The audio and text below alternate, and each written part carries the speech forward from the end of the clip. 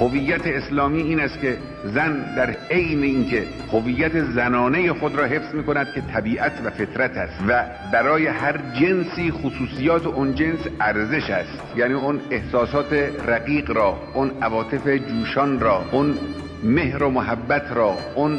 رقت را،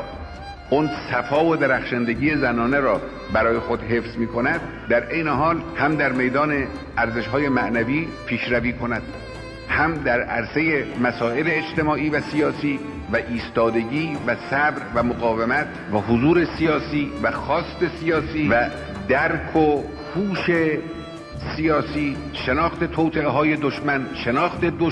شناخت روش‌های دشمن، در این زمینه‌ها هم باید روز به روز پیشرفت کند و هم در زمینه ایجاد عدل و انصاف و محیط آرامش و سکونت در داخل خانواده، در این هم باید پیشرفت کند.